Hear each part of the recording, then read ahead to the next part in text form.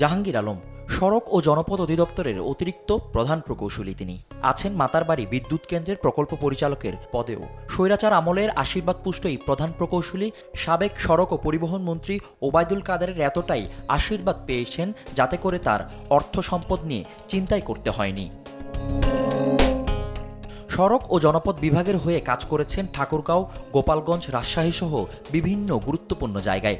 বর্তমানে তিনি কাজ করছেন স্বৈরাচার সরকারের নেয়া মেগা প্রকল্প মাতারবাড়ি বিদ্যুৎ কেন্দ্রের প্রকল্প পরিচালক হিসেবে। প্রকল্প পরিচালক জাহাঙ্গীর আলমের বিরুদ্ধে ওঠা অনিয়মের কারণে সড়ক সেতু মন্ত্রণালয়ের বারবার তদন্তের সম্মুখীন হলেও সে সময়ে তার বিরুদ্ধে কোনো ব্যবস্থা নিতে পারেনি সংস্থাটি। তার বিরুদ্ধে অভিযোগ উঠলেও সৌজের ঊর্ধ্বতন কর্মকর্তাদের ঘুষ দিয়ে সুবিধাজনক অবস্থানে নিজেকে বদলি করিয়ে নিতেন সাথে সাথেই।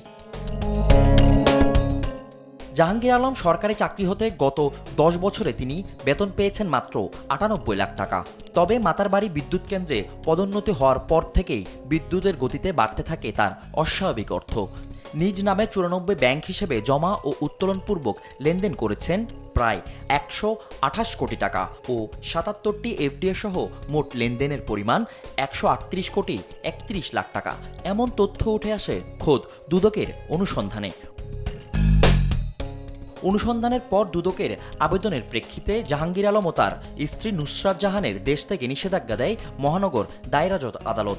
অভিযোগের বিষয়ে এই কর্মকর্তার সঙ্গে ফোনে বারবার যোগাযোগের চেষ্টা করলেও তাকে পাওয়া যায়নি।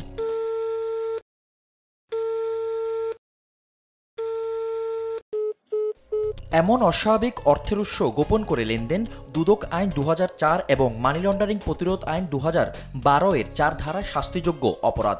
এমন অবস্থায় যে কোনো সময় জাহাঙ্গীর আলমের বিরুদ্ধে মামলা করতে পারে দুর্নীতি দমন কমিশন। ফজলে আদিত্য, দেশ টিভি, ঢাকা।